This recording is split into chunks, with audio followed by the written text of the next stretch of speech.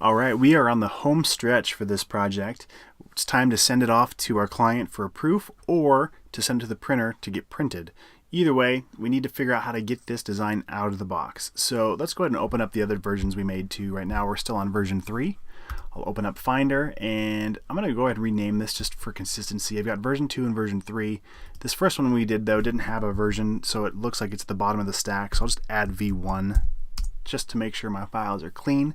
And I'll open these up. I'll hold down Shift and click all of these in between. Hit Command O to open. And it'll open all of those up here. So we've got this version 3 we just wrapped up with. We've got this original photo we started with. I'm just going to close that real quick. And then version 1, which I think looks terrible. And I only say that just so you don't think that I think it looks good. Anyway, let's look at, we got version 2 here. Pretty much the same look. Let's go ahead and export these. The only difference here, we had this turntable and he's still got that tattoo on his neck. Version 3, we did a texture and we've removed the tattoo and this little spot on the shirt. So here are the two ways I would go about getting this out to send to a client.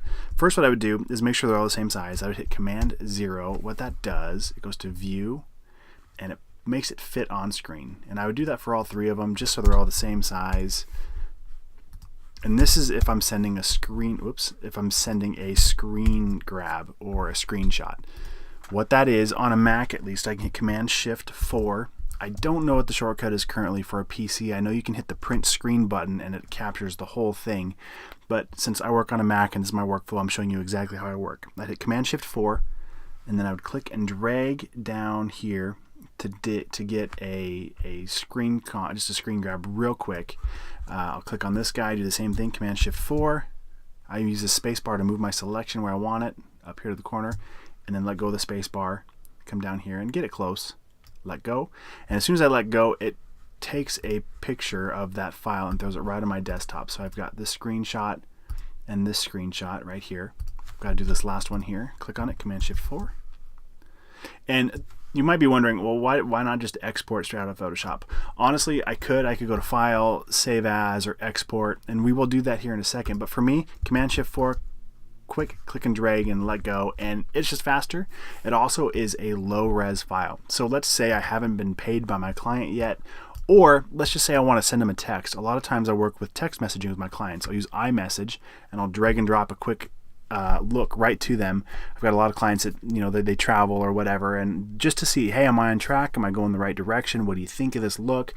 And I'll just quickly grab this screenshot and I'll just drag and drop right into my iMessages, send them a text message, and they can get right back to me, or send it in an email, whatever. One thing I would do though is I would rename these. So this version with the textured background on a Mac, I can just hit Return to start renaming this, or, you know, click and get that option to rename it. So this will be, you know, Poster V3. I'll come down here to this other screenshot, I'll hit Return, Poster-V1, and then this last guy, Poster-V2. And that way, if they refer back to me and say, hey, I really like version 2, I know what they're talking about. It just keeps everybody on the same page.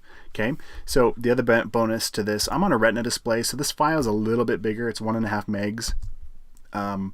You know, typically when you do a screenshot, it's going to be under 1 meg. It'll be, in this case, 880 kilobytes. So it's a really nice small file. They can't print from this file, which is nice if you don't want them to print if it's not been approved yet. You don't want them to try and print from it because it'll look terrible, but that way you can send them a small file size. All right, and so I would take these three versions and I would drop it into email or text message and send it to my client and say, hey, what do you like? Now let's pretend like they like, you know, version 3 and they want to print it. The way that I would work to get this to a printer, let's jump over to version 3. So what we'll do is we'll come up to our image, we'll go to Mode, and we'll turn it into a CMYK color document. We'll go ahead and flatten all of the images, and that way any of our blend modes that we had don't get messed up. And the reason why we didn't start with CMYK was if we wanted to add different filter effects. If you're in CMYK, not all of the filter effects are available. Okay, so that's why I started in RGB.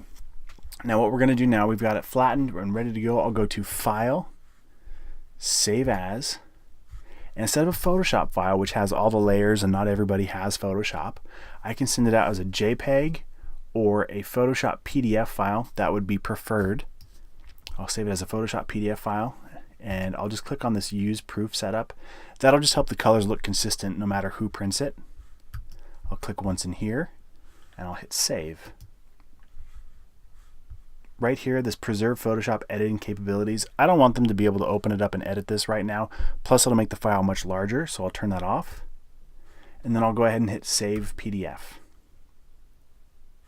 So once that's done saving, you can see Photoshop working on it right now, and it might be a little bit of a bigger file. I will jump over here and I can find that v3.pdf, and you can see it's 17 megabytes, so it's significantly larger than our screenshot. If I send this to press, it'll look fantastic. It's a huge file. One thing we did not talk about was a thing called bleeds, and we'll get into that a little bit later, but just be aware, when we go to print this at a print shop, there's a really good chance we'll have a white border around it because of where the printer has to actually grab the paper.